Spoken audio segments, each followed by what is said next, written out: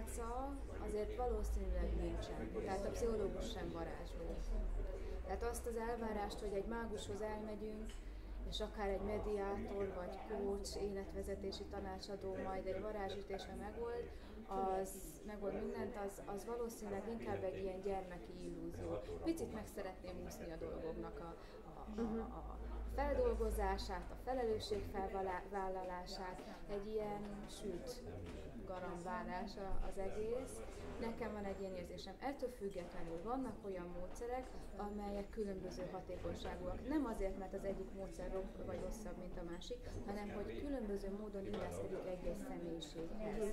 Tehát inkább azt tudnám mondani, hogy minden személyiség típusnál más-más eszköz fog beválni. Ő neki, meg hát mindenkinek egy 4-5-öt ki kell ahhoz próbálni legalább, hogy el lehessen mondani, hogy nekem melyik az, amik a leggyorsabb fejlődést indítja be. Most egy-két módszert tudna, ami felnőtt korban akár egyedül, akár egy vezető, egy terapeuta segítségével működhet?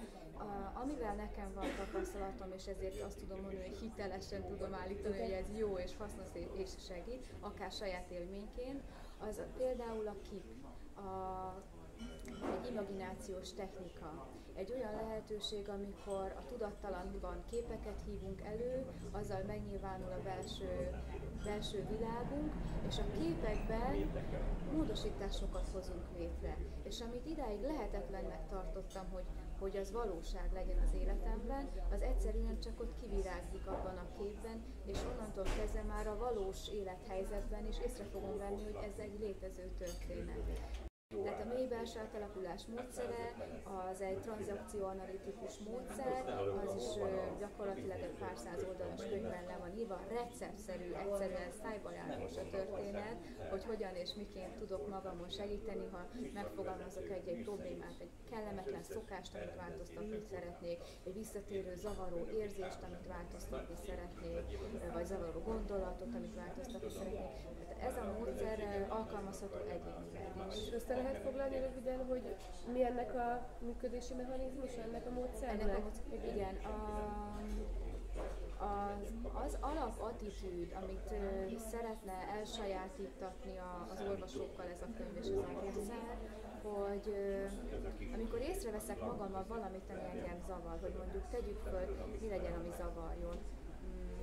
Zavar, hogy nincs önbizalmam. Zavar, hogy nincs önbizalmam, igen. És akkor magamban önostorozó esetleg leszek, hogy hát hogy lehetek ennyire szerencsétlenkedő, meg mindenféle jelzőkkel illető magamat, hogy lúzer vagyok. Hát ugye az ember magával eléggé tud akár kemény is lenni, és próbálja eltüntetni az életéből ezt az én részt, ezt a szerencsétlenkedő valaki csodát. Eltüntetni, megszüntetni, gyakorlatilag egy belső ellenségképet gyártunk magunkból.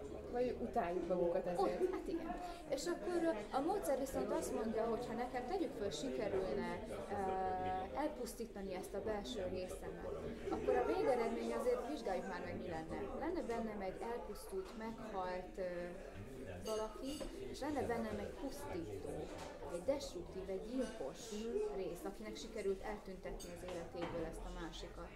Hát azért ez nem egy szép tájkép, tehát hogy azért a lélek ennél bölcsebb és nagyobb egészségre vágyik ennél, hogy gyilkos és halott legyen oda bent. És aztán pont emiatt, hogy a lelkünknek megvan az a bölcsessége, hogy ne egy ilyen végeredmény legyen, nem engedi, hogy eltüntessük például az önbizalomhiányos részünket. És ha kell, akkor igen, 10 évig vagyok önbizalomhiányos, és minden nap megküzdök ezzel a nehézséggel, de cserébe él. És akkor utána azt mondja ez a módszer, hogy mi lenne, ha megfordítanánk az irányt, és ahelyett, hogy eltüntetni szeretném, meghívom őt arra, hogy figyelj egy kicsit, beszélgessünk, ma kíváncsi vagyok rád. Valamit lehet, hogy te nekem el akarsz érni, vannak esetleg valami céljaid. Hát ez az eszközöd, hogy én mondjuk gyakran és sokat hallgatok el, nem merek megszólalni, nem merem a nagy feladatokat elvállalni munkahelyen, vagy egyáltalán már csak nem is jelentkezek olyan állásokra, ami ugye az önbizalom hiány miatt engem visszatart a nagy feladatok elvállalásától. És hogy ezt a valaki egyszer végre megismerni, megbeszélni vele, hogy mik a céljai, amikor ő engem így gyakorlatilag gátol. És előbb-utóbb minden résznél, az önbizalom hiányos résznél is ki fog derülni, hogy jó céljai vannak.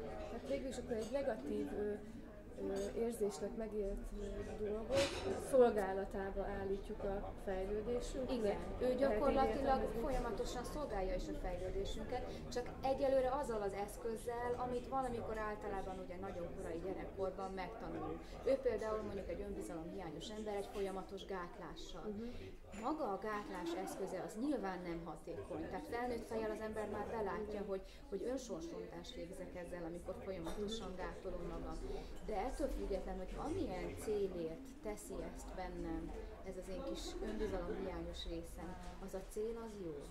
Csak és mitől fog ez megfordulni?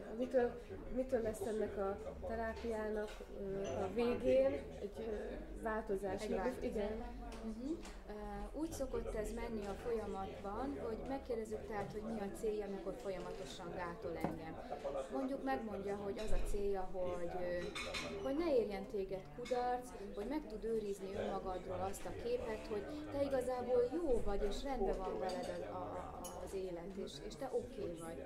Akkor megint megkérdezzük, hogy rendben van, ha ez mind sikerül, hogy oké vagyok, nincsenek kudarcaim, egy sikeres képet tudok magamról megőrizni, persze igaz, hogy azon az áron, hogy neki nem megyek egy kihívásnak sem, de meg tudom őrizni. Akkor ebben milyen még mélyebb és fontosabb célt, ezen keresztül újra kezdem, tehát akkor ezen keresztül milyen még mélyebb és fontosabb célt szeretnél elérni. És meg fogja tudni mondani a lélek. És szép lassan megyünk lejjebb, egyre mélyebb és alapvetően fontosabb célok felé. És amikor megszületik a lélekben az a végső cél kimondása, hogy igazából ez a lényeg, akkor addigra képes kinyitni a lélek önmagát, és elfogadni ezt a legmélyebb vágyott célt, megélve, megvalósulva. És onnan nézve, onnan visszanézem, mondjuk mikor legyen a legmélyebb célja az, hogy egy folyamatos jóságérzet, hogy jó a világ, és én is jó vagyok, és minden rendben van, és árad minden irányba ez a jóságérzet. Onnan nézve visszafele, az az eszköz, hogy nekem magamat gátolnom kell, hogy nehogy kudarcok éljenek, onnan nézve ez már nem lesz fontos, ez felesleges. És onnan nézve már elengedhető lesz. És tehát akkor ez a mély belső átalakulás módszer, ugye, amiről beszélünk, ami ugye könyvből is megtanulható, tanfolyamban is vannak erről, igen. Vagy egy pszichológus segítségével, terápiában, együtt vezetéssel lehet ezt megélni. Ez egy hosszabb folyamat, vagy megismétlendő, vagy egy azonnali változást hoz, tehát mit remélhet az, aki ezt megcsinálja, hogy ne érje kudarc, hogy ne az legyen, hogy na, ezt is megpróbáltam, ez se jött be. Igen. Hát olyan szempontból ennek a módszernek az az előnye, hogy egy megoldásorientált eszköz, tehát nem olyan mondjuk, mint a pszichoanalízis, ami éveket vesz el az életünkből, hanem ez gyakorlatilag egy ülés alatt, egy körülbelül 100 perces ülés alatt átlagos esetben, kinek kicsit rövidebb, kinek kicsit hosszabb, végigfuttatható. Egy problémának a végigfuttatása. Akkor általában szokott történni már valamilyen vagy enyhülés, vagy akár teljes áttörés, akár teljes katartikus gyógyulás a témában, kinek milyen a temperamentum, olyan mértékig éri meg ezt impulzívan ezt a változást, de mindenképp fejlődési lépést hoz, ez garantál. Aztán, hogy kinek mekkora ez az ugrás, az bejósolhatatlan. És aztán olyan szempontból, hogy kérdezte, hogy lehet-e ismételni, igen, tanácsos ismételni, egy ilyen emlékeztető oltásszerűen a történetet, az már még rövidebb, az akár 50 perc alatt végigfutható egy néhány hét után. Tehát ilyen szempontból azért is hoztam elő ezt a módszert, mert ez az egyik legrövidebb és legegyszerűbb eszköz, ami a rendelkezésünkre áll.